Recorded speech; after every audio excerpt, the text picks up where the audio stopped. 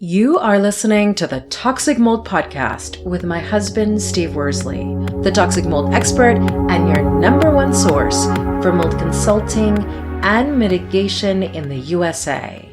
Here is episode 150, Foundation Drain Tile Systems and Black Mold. Before we get started on this episode, a short or not so short disclaimer. While all attempts have been made to verify the content provided in this podcast, neither the podcaster or the producers assume any responsibility for errors, omissions, or alternative interpretations of the issues discussed herein. All information stated in this podcast is the opinion of Steve Worsley. Steve Worsley is a mold specialist with over 20 years of experience in the construction and mold industry. The Toxic Mold Podcast is for information sharing purposes only. The views expressed are those of the podcaster and his alone. These views should not be taken as expert instruction or commands.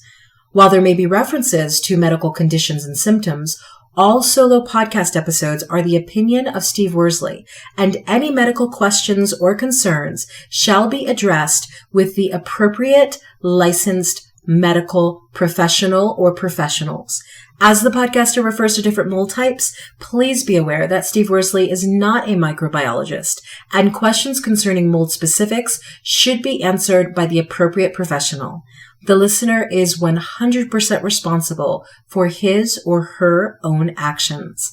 You can check out Steve's books on Amazon about mold and dealing with mold in your home at amazon.com/author/Steve Worsley. And if you're interested in scheduling a mold consultation, over the phone consultation with Steve, you can be sure to find out more about those and his availability at cnccontractorservices.com. Now, let's get to the episode.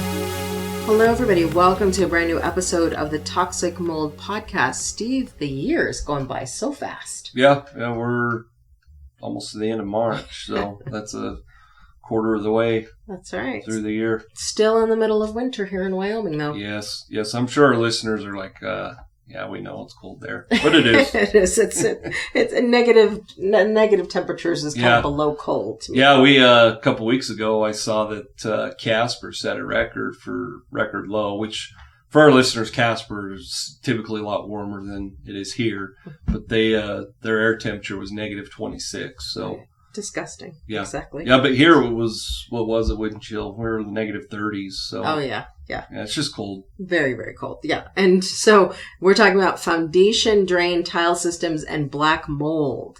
So I think there are going to be a number of people who are like, what is a drain tile system? So it's for our listeners, it's a French drain. So more or less it's a pipe. Typically it's going to be a 4-inch pipe. So on the pipe, you have holes in the top so the water can come in, and then the bottom is solid. So the water can come in and then it flows. And obviously that pipe has to flow somewhere.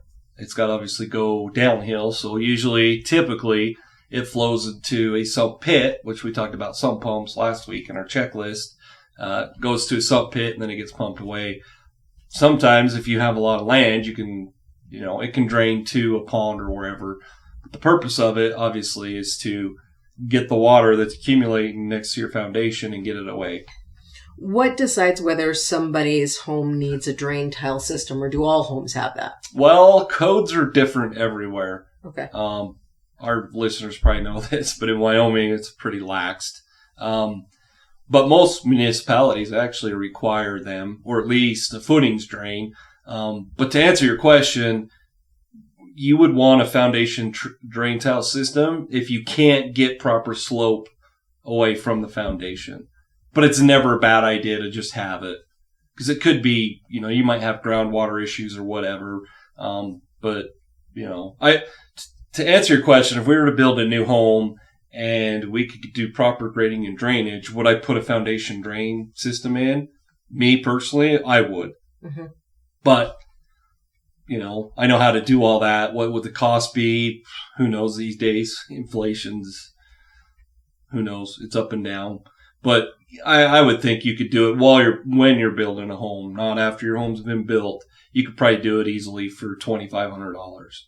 So to me, it would be worth doing. Now for our listeners, if you don't have any drainage issues and no, high water table concerns, you wouldn't really need one. Okay. And so, again, Did I answer your question? You did. It depends is the answer, right? It depends. Depends on where you live, the rules and municipalities and all of that kind of stuff. So, but at the end of the day, it also sounds like what you're saying is, even if it's not mandated by the municipality you live in, it's still a good backup thing to have. Exactly. And for me, it's just, I would for sure do it. And, and to me, it's just a secondary backup. And you're talking about moisture intrusion into either your crawl space or your basement. Not only can that cause black mold concerns, but it causes structural concerns too. So the consequences of moisture intrusion or water sitting at your foundation is a lot higher as far as cost wise than it would be when you're building to just install one. And I say that because if you put one in after, it's built, there's a lot more to it. And we're going to go over that a little bit later. Well, and I think that's what a lot of people who are currently living in their home are asking themselves. Is it worth it, now that my home is already built or I just bought a home, for me to spend the money to have a drain tile system put in? Well, a lot of it would be based on do you have water or moisture intrusion issues every spring or all summer? Or, we live where there's a lot of irrigation that's done, and I hear it all the time around here. Well, my crawl space or my basement stays dry until summer when the ranchers are irrigating. Well, if you're doing something like that and you're always dealing with issues, it doesn't have to be irrigation water, but my point is if you're always addressing moisture intrusion in your basement or crawl space, then yeah, it would be necessary. Now, if you had a one-off event and let's just say it happened because a rain gutter was defective or a sprinkler line broke, is it necessary to spend the money and put a drain tile system in? I wouldn't think so, in my opinion. Okay, so what about in places where there tend to be things like hurricanes, like Florida? Do all those houses typically come with drain tile systems? Is it helpful? Well, for those homes, typically you don't have a full foundation. Okay. So most of those are slab on grade. Okay. And so they wouldn't, so for our listeners, that typically wouldn't even be necessary, nor is it really feasible. Does that make sense? So then you have a concrete slab that. Okay. So then drain tile systems are for people with half or full foundations. Exactly. Okay. Yep. Gotcha. Okay. I probably should have been a little more clear about that. Because it's hard to, most people don't think about, most people know every house has a foundation, but they don't think about what type. Yep. And whether that, so if you have a half or a daylight basement or a full foundation, you need a drain tile system in general. Exactly. Okay. Yep. Yeah. If your home's where they have hurricanes, especially, like down in the Keys or Hawaii where, they don't know how high the surf's going to come up. A lot of those homes are built on stilts is what I call it. There would be no reason nor would you have anywhere really to put a drain tile system. Correct. Does that make sense? That does make sense. Okay. So for those that have a drain tile system, what should they be doing to maintain it? Well, we talked last week about the checklist, and one thing we talked about is sump pumps. So, depending on where that drain tile piping system terminates, typically it will be a sump pump. They need to make sure that they're checking that. Now, if there isn't a sump pump, and let's say it drains to a pond or just a pipe daylights, 20 feet away from a foundation, when the water table's high and the snow's melting or it's just springtime and you're getting a lot of rain, make sure you look at the end of that pipe and you can see the water's coming out of it. Because if it's not working, at some point, normally the water's going to find its way into the home if it's a full basement. Or if it's a crawl space, there's going to be water in the crawl space. And so you don't want to wait till that happens. And if you have a drain tile system that's backed up, that's, depending on why, that's a pretty major issue. Why would a drain tile system get backed up? What are some examples? When they installed it, kind of like septic system, if they didn't get the pipe connected properly or they didn't compact it properly and then, there's movement and the pipe breaks. Other reasons, it could be, not to go into all the details, but when you put in a drain tile system, you bed it in rock and gravel and then you put a filter fabric over it, meaning no mud or silt can get down in there. Because if that happens, it'll plug it up. So there could be several reasons why it would be defective, but if that were to happen after the home's built, it's pretty major. How would an owner of a home, or how would someone living in a home with a drain tile system know that the system was backed up? What are the signs and symptoms of that? You would start to see, like I said, the water follows the path of least resistance, so it probably would come through a crack and come to the inside of the foundation. Whether that's a basement or a crawl space, you're going to have water on the inside. Another indicator would be, your grading for how many ever years or months was fine. Now all of a sudden there's a big sinkhole there, which would tell you there's water there. So it's doing something. And so you would see, on the outside, you would see a big sinkhole. And like I said, if you see something like that, it's pretty major. If you have a sump pit and, every spring water accumulates in there, your sump pump kicks on. If you're checking that, let's just say, not necessarily this time of year, but in a month or so, there's no water in there. You're checking in June, no water in there. If there's no water in there at all, that would tell you that there's an issue. I mean, it depends on the winter you've had, but, we get pretty wet springs. And so if there's no water coming into that sump pit, there's an issue. Is it ever possible for critters like mice and whatever to get into those? No. They're close. Well, they could, yes. Oh. But to get into the pipe, you should have screens over the termination points. Correct.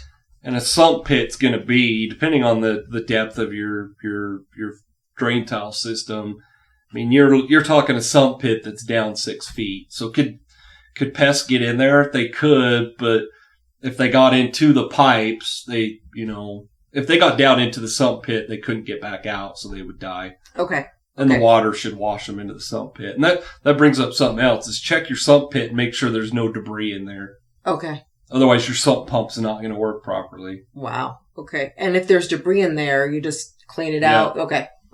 Yeah, there's so many variables that could cause issues. There's so many different ways to install sump pits. There's different pumps. There's all sorts of things. But for the most part, you try to take all the preventive measures you can so that nothing can get in there. But, it's a cover, let's just say over a 6-foot deep sump pit.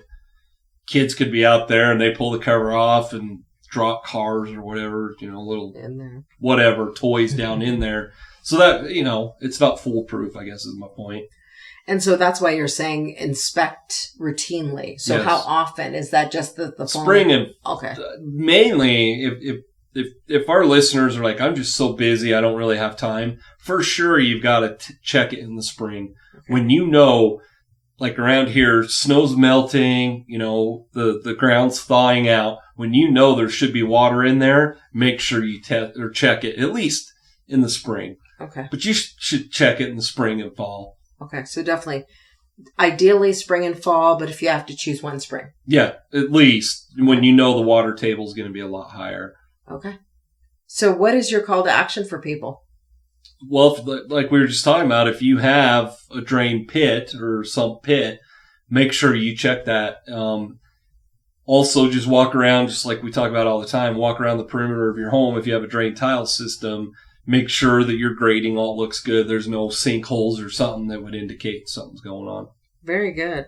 And if people are listening to this and they still feel kind of clueless because they're like, I really don't know what my foundation is and I really don't know how to check my sump pump, that's where the VPAs come really handy, right? Yep. Our virtual property assessments, which we do via Zoom. And, it's not as high quality as me being on site, but it's the next best thing. And for our listeners, you're the camera person and I'll walk you through. We send you a checklist prior to it. So we have a lot of the not sure the right word, but details kind of worked out, in the questionnaire. But for our listeners, they run the camera and then I do a report after we're done. And it's literally like having an inspection done with me, but they're the camera person. Absolutely. And they can book those through the website. Yep. So if you want to learn more about the virtual property assessments, go to cnccontractorservices.com. All right. We'll talk to you in the next episode. Prevent toxic mold exposure before it gets in your home. Download Steve's free mold investigation checklist at tinyurl.com/CNC mold checklist. Again, download Steve's free mold investigation checklist at tinyurl.com/CNC mold checklist.